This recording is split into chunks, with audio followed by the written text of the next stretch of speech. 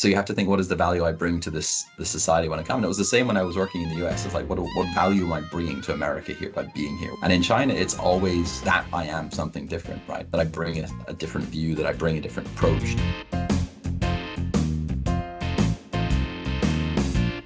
So Greg, thank you for agreeing to do this interview. It's been quite a few years since we spoke, even though we're speaking online only. So can you tell us a little bit about what happened to you and maybe who you are? Or Yeah, so my name's well, thank you again for having me and for asking me on. So I'm Greg. I was born in Scotland. I grew up in Scotland, and I studied Chinese studies at Cambridge. I did a year abroad at Peking University at Beida, and thereafter my career has kind of broadly focused on China, China related things. I've always found myself most valuable in the kind of commercial things that happen between China and the world, between East and West, trying to link China to the world, trying to link the world to China, in different businesses. So my first job out of college after I graduated was with a company that manufactured and sold makeup, looked fantastic. My protein, we sold things cross-border to the to various places in China online. And then after a while, I got sick of that and decided I wanted to live in China properly. My Chinese got worse and worse, and I wasn't really exposed day to day to business out here. So I moved to a shipping company, a ship brokerage, where I was buying and selling ships, largely to Southeast Asian counterparts here in Hong Kong. And then I increasingly focused on the Chinese mainland banks. So my clients over time, over the three or 4 years I was there, became ICBC, Construction Bank, BoCom, Merchants Bank, wide variety of kind of state-owned banks who at the time were buying. They became the primary financiers of the world shipping industry, and at a certain point, I believe, owned something like 40 to 50% of the world's ships. And they stepped in when the European banks stepped out. So there was this huge opportunity where suddenly, all the European and American ship owners were saying, oh, we have no way to finance our ships. And we were there in China working with the Chinese banks saying, well, yeah, these guys will do it. I enjoyed that for a couple of years. And then as COVID started, that business picked up, but my part of it dried up a bit because we couldn't get in and out of China. So I moved into a restructuring firm, and I did corporate restructuring for a year, basically taking failing firms, again, big failing Chinese firms, in this case, a Malaysian Chinese firm called Genting, and restructuring their debt. So working with a variety of folks around the world, and again, a big Chinese angle there of the three. So were these firms shipping firms?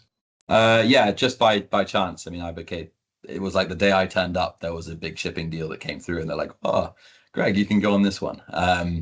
So the majority of stuff they do nowadays is obviously real estate. I mean, this is a big American company, Alvarez, full of kind of bicultural folks, so Chinese folks, Westerners who spent a long time in China and in Asia working on these Chinese deals, so collaborating with Chinese state-owned companies, with Chinese real estate developers and the Chinese state to bring some of the kind of knowledge around corporate restructuring that they have in the States to China and help them work out these situations. So I wasn't involved in the real estate stuff they do now, but my work focused on this cruise line. So that was quite an interesting period. And then I raised capital from NetEase and started a company in the US developing technology.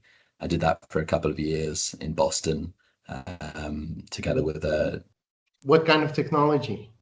We developed effectively large drones, software that flew drones, and taking helicopters and like retrofitting them with new equipment. It was quite specific.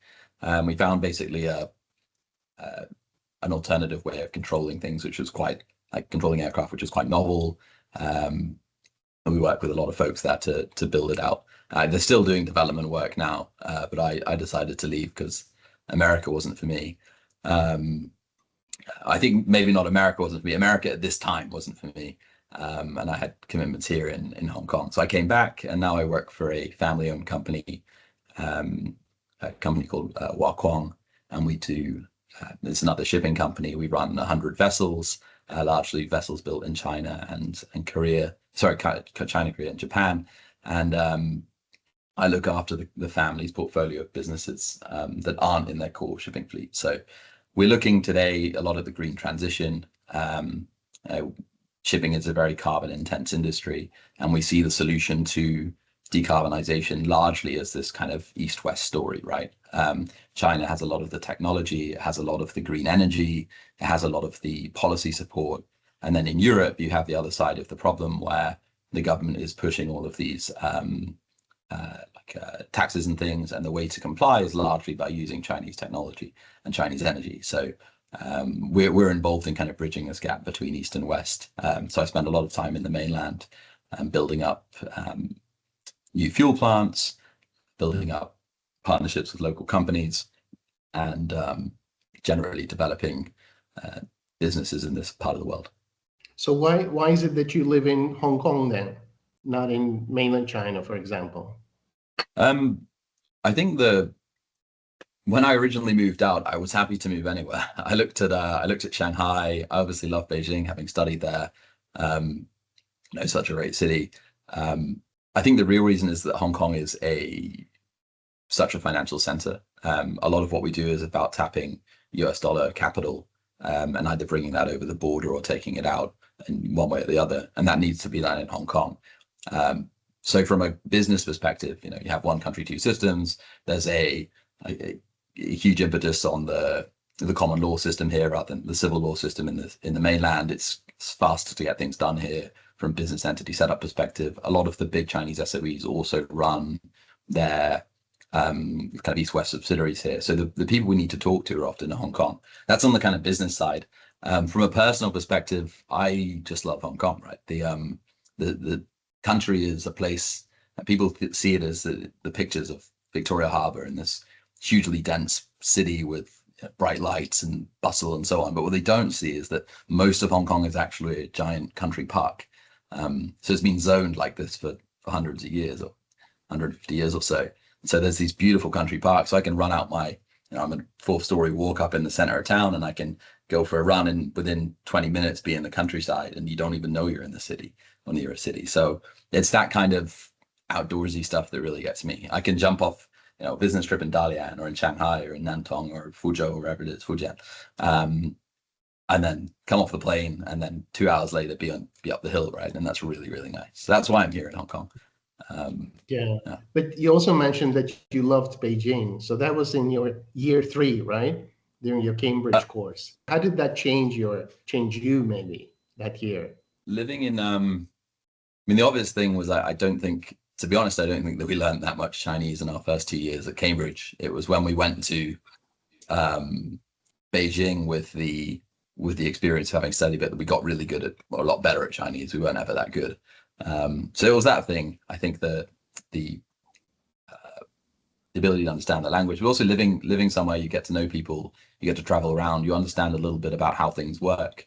And I think in this day and age particularly, right, sitting at a distance from somewhere and trying to understand it creates all of these misconceptions in your mind. Whereas you go and live a problem, you live a society, you go and live and breathe the things people do, talk to them every day, you start to figure out a little bit of what folks, the kind of humanity of folks, right, what they do. And I think that was it. I think that the real thing you realize, though, is you don't, as a foreigner coming into any situation, and I'm sure it's the same as Chinese or Japanese or Korean folk move to Europe, you never properly understand how things work or how things are going on. And I think in that year, I certainly came to accept that there's only so good I'd ever get at Chinese, and there's only so much I'd ever understand, and the rest I'd have to take on trust or somehow manage. But it's also just knowledge of that city. And Beijing is such a beautiful place. One of the things that I've learned since I graduated and since I started traveling a lot more widely in China for work and meeting people from all different provinces is that China is this big thing in the same way that Europe is a thing. But you go to different provinces and different cities, and you realize that every single city has its own culture. You go into a business dinner and people talk about where they're from and they're proud of their towns and their cities. And, guys from Dalian have a different outlook to guys from, I don't know, Nanjing or Shanghai or Chengdu or Beijing, right? There's a totally different culture. And that's something that I've really, really embraced in the last year, actually doing so much kind of onshore offshore business is learning so much about the differences between folks. And it's not just the accent, it's the whole attitude. Right? People from Dongbei are totally different to people from, I don't know, Guangdong. So different. Yeah, well, that's true for other parts of Europe or even for the UK, right? Yeah, and it's mad, right? You know, come from a UK where you do go 30 minutes on a train and the accent changes so much that you can't understand what they're saying, right? From Edinburgh to Glasgow, where I'm from. And so it's weird that in my mind, China was this as a block, China. Yeah. And then what stands to reason that a country so large would have so many different cultures and nuances and things like that. But it's been a big learning curve, and then figuring that out when you deal with people, you deal with different people from different places in the same way you might approach a Spanish company differently to a Norwegian company. Yeah. And I remember that in your fourth year, your dissertation was also on shipping, right? Yeah, correct. Yeah. I think I was one of the people marking it, and so it was a very, very good paper. Well, I'm ever grateful for the mark that you folks gave me on that. It was quite good. I think it was very by far high. my highest scoring paper. And then I went on to it took a little bit of work, but I published it in an academic journal a couple of years later. And I thought about following up on that research actually, but never really had the time, or I guess the resources.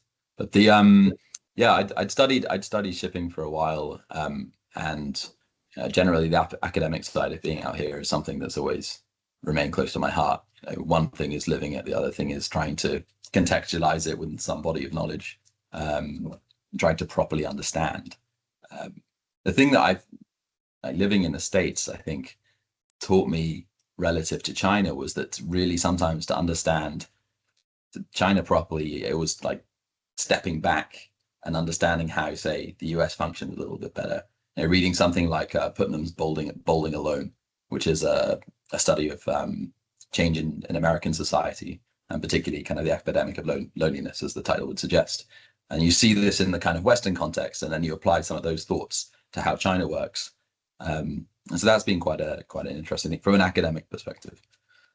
Yeah, but I think it was quite a feat that this is an undergraduate dissertation, and then you published it afterwards. I mean, we certainly thought this was worth publishing at the time, and that was amazing. It's not very common. Yeah. I was I mean, I actually published my second year dissertation as well, in a slightly lower tier journal than Modern China. That was International Journal of Maritime History. But I think the thing there was I had very good advice. So you know, Professor McDermott, who sadly passed away in recent years, he sat down with me in second year when I started doing this sort of research and said to me, forget for a moment, coming up with some research question or some idea, right? Go and think about something that you like and you're interested in, and then find a body of sources that's kind of contiguous and large enough that you can interrogate it, and then work with that source until the question presents itself to you, and then write about that. And that was kind of the guiding light for me, right? Working backwards from the material that I had. So in second year, I worked out of the archives of the Indochina Steam Navigation Company, which is a subset of Jardine's, again, a Hong Kong company.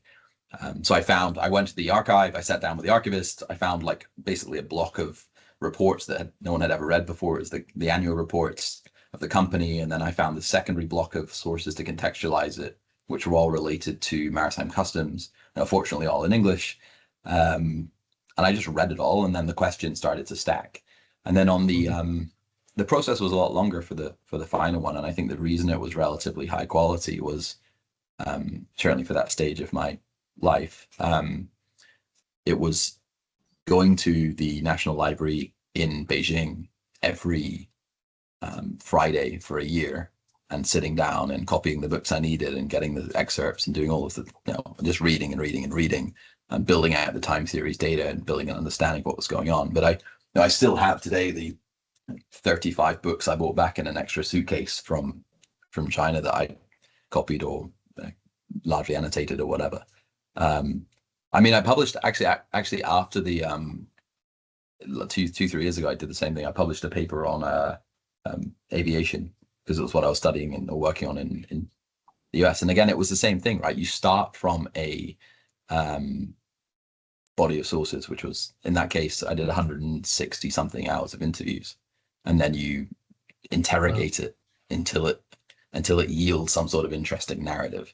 In that case, it was the challenge was turning something that was so obviously qualitative, right, interview information, to something that was quantitative that we could post in a relatively scientific journal, the American Journal of Helicopter Studies or something.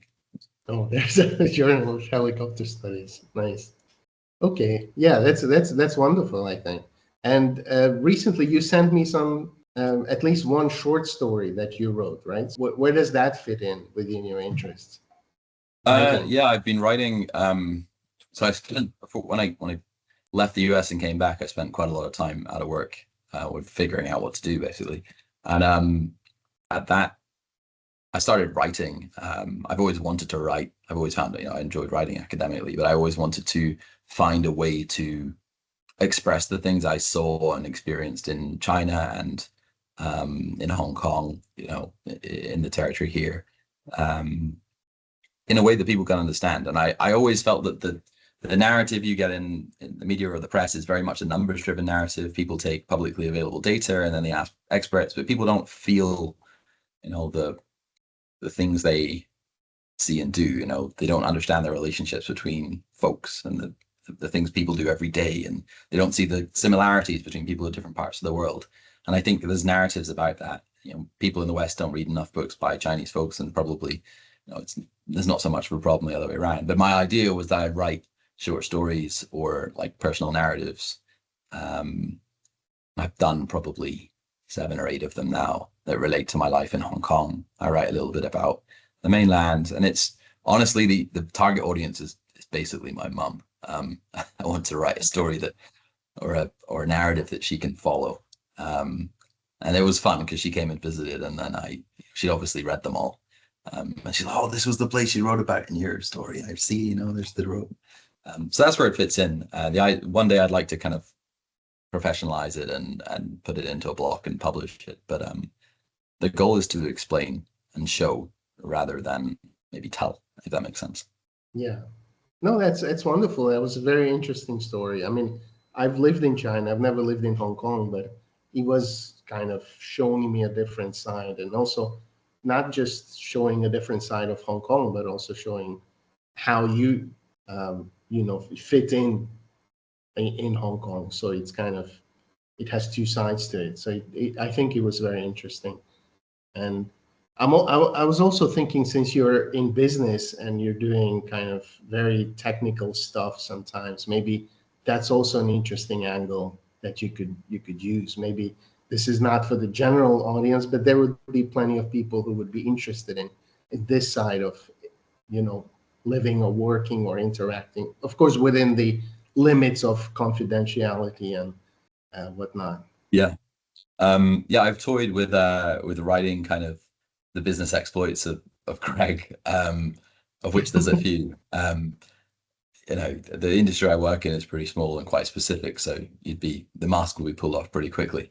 But no, I think there's definitely a gap there, right? And you read any book about doing business in China or commerce in China, and it's largely restricted to make sure that you, I don't know, hand your business card with 2 hands, and you get some, make some good friends, and don't expect to do anything on the first trip because you're just relationship building. There's a kind of set of staples that people teach Westerners, and I think that really it doesn't get to the nuance of how people function and how organizations function.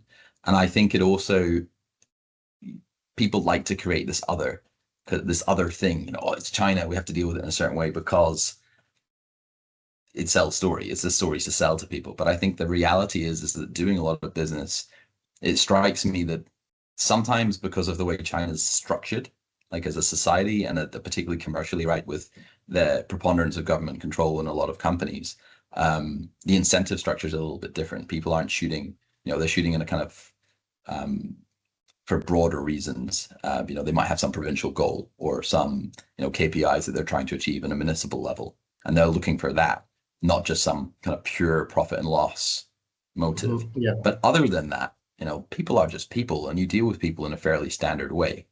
And I think there is definitely a narrative there for sure. The biggest thing that's different, and I've been coming in and out of China now for what, 10 years, maybe 12 years. And I do a lot of work on WeChat. And the thing I can't understand is because everyone uses WeChat for everything, they don't use emails or like Outlook calendar in the same way that Western companies do and everyone else basically in the world. So I've never been able to properly understand how Chinese people stay on top of like the 200 WeChat groups you end up in that relate to each deal, and then how they manage their calendar. Right? I'll go to like a delegation visit to, I don't know, Dalian or Shenyang or I don't know, Nantong or whatever it is. And then the meetings just come and go, and I never know what's going on. I don't have a calendar. Whereas I go to New York, I'm going to New York next week, and like people have put it in my calendar, and I know where I'm going. And this has amazed me, and one day I hope to figure it out. But well, you should ask people about this, how they do it. I can't tell you, but because I have the same problem. But yeah, you should definitely ask someone who knows what they're doing. Yeah. Yeah, I have one colleague who in Dongbei who he keeps a notebook and he writes in black and red pen. And he'll be in a meeting and he'll write in black pen and then red pen and then black pen and then red pen. He swaps out his pens. And I've never asked him what the rationale of swapping pens are. I hope to figure it out and then be like, that's why you're doing it. But let's say. Yeah, but most people don't do that. Most people just have like a phone. Yeah. And they do everything with the phone. Yeah. Everything. Yeah, absolutely. And I think it's very true what you said about like people are just people. So how you relate to them. And I think you also mentioned this when you were in Beijing, you kind of realized your limitations, right? So I think that's also a big part of this. So like you could try to kind of do things the way they do it here and everything, but there are limits to that. So on the one hand, you also have to accept that you are who you are. You have your background and you're not acting randomly or irrationally, but you also there's something behind that, what you're doing. So maybe there's a kind of not a compromise, but maybe like a marriage between these two sides. And that can be still very effective in collaboration or just working with people from other sides of the world. Yeah, for sure. I think you have to come with your baggage and in China and Hong Kong in particular, it's a very different. They have much less immigration in general compared to the West, and there's much less of a kind of, I think, an expectation that you will slot in, right? I'm never going to be Chinese. That's just how Chinese society works.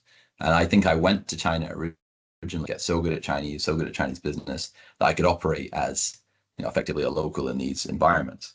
And when I think back to that, it was a kind of a naive view, right? Like, firstly, why? Like, what would the point be? And and secondly, there's plenty of Chinese folks that can do all of these things. So why would they need me to come along and do it? And then out of that thought fell out the thought, it's like, well, what is the value that I can bring? And I think anyone has to think that when they go anywhere. I mean, I'm ultimately a guest in Hong Kong. I'm a guest in China when I visit, as so many people have bought me dinner, business events. It's outrageous. So you have to think, what is the value I bring to the society when I come? And it was the same when I was working in the US. It's like, what value am I bringing to America here by being here? What is the kind of benefit? And in China, it's always that I am something different, right? That I bring a different view, that I bring a different approach, that I can bridge the gap between things that are happening in China and things that are happening in the world. When I was a broker, we did a big deal between a New York hedge fund and a Chinese state bank. And the Chinese state bank were, they have various layers of committees that they have to go through. And to some degree, and it's the same in any organization around the world, you negotiate with the operational folks who kind of understand have a feeling of what they can get through the committees above them, but they don't know. In the same way that a Western company, you have a board and you don't know, or an investment committee and you don't know. So these hedge funds, New York hedge fund, hard charging, aggressive, all about the legals, all about the contracts. And these Chinese guys are kind of like, well, let's try for, I don't know, it's like 220 basis points, some sort of margin over on a loan or something. But we're not sure. We might be at maybe more, maybe less. Can you explain this to the guys in New York? So I sat down with them, and I knew it wasn't going to go well because they wanted a number right on a contract. But it was this process of explaining, and that's what I could do. I bought these guys to China. I bought the Chinese guys to New York. We spent time together. We understood that people were broadly out for the same thing, and that there's constantly this sense in East-West business that someone's trying to screw you. And there's obviously cases where people do screw each other, but more often than not, there's something missing in the communication. Like someone's not explained something, and that's no one's fault, right? There's no way a Chinese guy in Beijing working for a big SOE is going to understand a New York hedge fund. There's no way a New York hedge fund is going to understand a Chinese SOE. There's just no way. Most of these guys can't even point to the other side of the world on the map, let alone speak the language, let alone understand. And so there is, for a foreigner, you have to come in and be like, right, where am I? Where do I sit in this? How can I help? What value can I add? Okay. So you studied classical Chinese in Cambridge. Yeah. Was that of any use to you afterwards? Because you're not in pre-modern China. You're not an academic. So what do you think of those hours and hours that you spent studying that? I think generally speaking, it carries your ability to understand Chinese as a whole. Like having some sense of how the language works always pins back to how it used to work. It's the same when you study Latin as a speaker of English. You understand the Latin roots of words. You understand how you can see words that you don't know when you have a sense. So I think that's the first thing. It was definitely valuable in that sense. Secondly, people are generally impressed when you say that you studied it, and I can't remember much Li Bai or the sutras that we read with you back in class. I can't remember much of it, but the fact that I have, people, you spent time on that, and you can relate yourself as a foreigner to the things that they studied at school, and you recognize the things they talk about at dinner, which is surprising, right? Like people talking about classics at business dinner, it's your Wen Yan Wen comes out, right? But the main thing is I live in Hong Kong and I started learning Cantonese, and there is Cantonese is simultaneously like an older and a younger language than Mandarin, right? Because it's kind of a dialect, but it's kind of split, but it's kind of its own language, but it's kind of anyway. So the way that Cantonese works has similarities to like Gulai Hanyu classics, and that particularly in that it uses single characters. It's very concise. There's a lot of ambiguity in the meaning of things people say. So in that sense, it's been pretty useful. I've always intended to go back and get good at it, but it's probably a thing for when I retire. Well, I think moving to Hong Kong really kind of helps that a little bit, because there's on street signs and all advertisement and all these places, I think. And just in written communication, it's they use a much higher percentage of this kind of older language than in the mainland. Because in the mainland, also depending on the situation, but they largely moved away from that, obviously. Yeah. Yeah, for sure. I mean, when I work in Taipei and in Hong Kong, right, it helps reading the street signs that I know the older language. You go to Japan and you can read stuff because it's the older form. I was in Tokyo on Monday, right, visiting some trading houses, and you're the guy that knows where the exit is among your Western colleagues. Very good. All right. So I don't want to take up more of your time. Thank you very much for spending these few minutes with me. And I'm sure it's very interesting for all the listeners or viewers. So thank you very much. Yeah, I hope so. And always happy to answer questions about China and about particularly crossing the East-West gap. It's very topical these days. So glad to be here. Thanks. Okay, thank you.